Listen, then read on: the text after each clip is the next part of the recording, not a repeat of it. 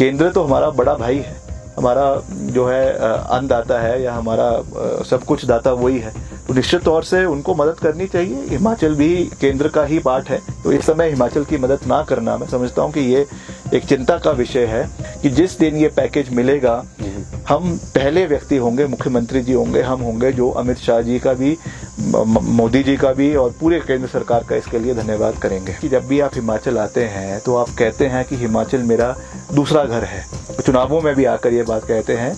तो अब वो समय आ गया है कि आपको अपने घर का कर्ज को उतारने की आवश्यकता है। जो सेपुवड़ी का कर्ज है उसको प्रधानमंत्री जी को उतारने की आवश्यकता है। यहाँ पर विपक्ष कह रहा है कि एक तरफ जो है वो गाली और दूसरी तरफ ताली बजाने वाली काम जो है वो कांग्रेस कर रही है। एक तरफ कह रहे हैं कि भाई बढ़िया है, ठीक है, और दूसरी तरफ कह रहे हैं कि केंद्र की तरफ से जो है वो कोई राहत नहीं मिल रही, हमें राष्ट्रीय आपदा घोषित इसे किया जाए। मांग भी हो रही है, साथ में गाली भी दे रहे हैं। इसीलिए शायद भाजपा ने इस चीज से किनारा किया, जो प्रस्ताव लाया गया था और उसमें अपना सहयोग उन्होंने नहीं दिया। तो ये गाली और ताली एक साथ नहीं, देखिए इसमें गाली और ताली की बात नहीं है। ये बात जो मैं भी हमेशा अक्सर कहता हूँ और आपने सुना होगा कि मैं दो चीज़ों पे बहुत स्ट्रेस देता हूँ, एक तथ्यों पे यानी फैक्ट्स और एक तर्क पे यानी लॉजिक।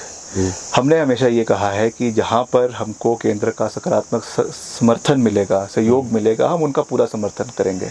मैंने विधानसभा में भी कहा, ये ऑन रिकॉर्ड ये बात कही।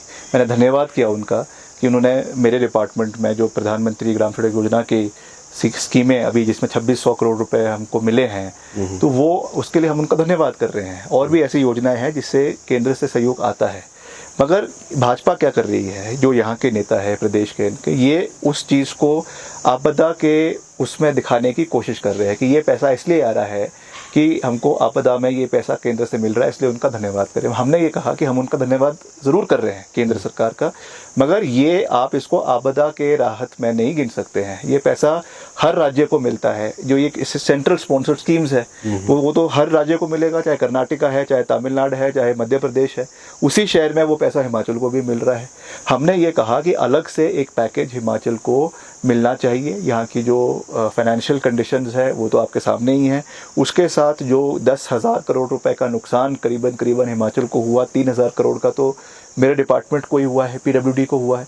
तो उससे बाहर निकलने के लिए जैसे और राज्यों में आपदा पैकेज दिया जाता है, उत्तराखंड की बात हुई है, केरला की बात हुई है, गुजरात की बात हुई, उसी तर्ज पे आप हिमाचल को भी दें। और माननीय प्रधानमंत्री जी का तो हम बहुत मान सम्मान करते हैं। वो केवल भाजपा के तो नहीं, हम सबके बहुत ही आदरणीय प्रधानमंत्री है।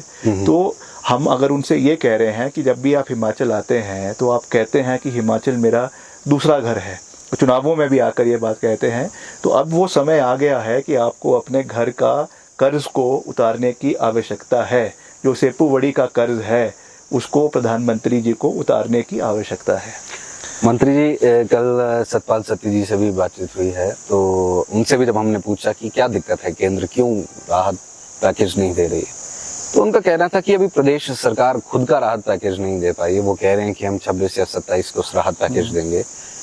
तो अभी जब जो सरकार यहीं पर है वही अभी चीजों को एनालाइज नहीं कर पाई है, सही से आंकड़े पेश नहीं कर पाई है, तो केंद्र में तो काफी दूर बैठे हैं, वहां पर समय लगेगा। ऐसा नहीं है, आंकड़े बिल्कुल साफ है। आंकड़े बिल्कुल साफ है कि करीबन 10,000 करोड़ का तो कैपिटल जो है इंफ्रास्ट्रक्चर का लॉस हुआ है। इंफ्रास्ट्रक्चर अगर हम उसमें जो एस्टिमेटेड लॉसेज है, चाहे आपके टूरिज्म का इतना नुकसान हुआ उसको जोड़े, एक्साइज को जोड़े, क्योंकि आप जानते हैं एक्साइज के अभी ठेकों की नीलामी हुई थी, वो एंटिसिपेटेड रेवेन्यू आपका सारा खत्म हो गया। वैसे ही आपके इंडस्ट्रीज में कई जगहों पे जो इनकम आनी थी वो खत्म हो गई। जितना आपका टैक्सीज का आपके कलेक्शन जो हर जगहों पे होती है टोल की, वो खत्म हो गई।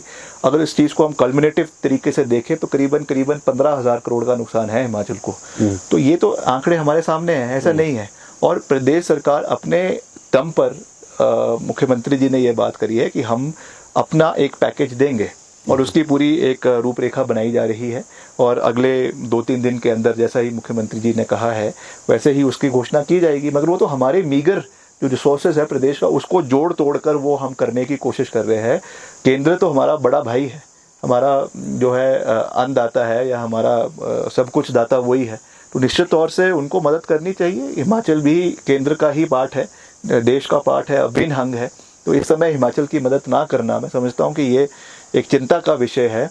और इसमें मैं कोई राजनीति नहीं करना चाहता हूँ। जिस दिन ये पैसा, ये बात मुख्यमंत्री जी ने भी कही कि जिस दिन ये पैकेज मिलेगा, हम पहले व्यक्ति होंगे, मुख्यमंत्री जी होंगे, हम होंगे जो अमित शाह जी का भी, मोदी जी का भी और पूरे केंद्र सरकार का इसके लिए धन्यवाद करेंगे। क्या आपको उम्मीद नहीं है कि केंद्र देगी कुछ ऐसा पैकेज? या अभी तक तो आया नहीं है ना, अभी तक तो इनकी टीम्स यहाँ आई, हिमाचल में आई, उन्होंने पूरा असेस किया।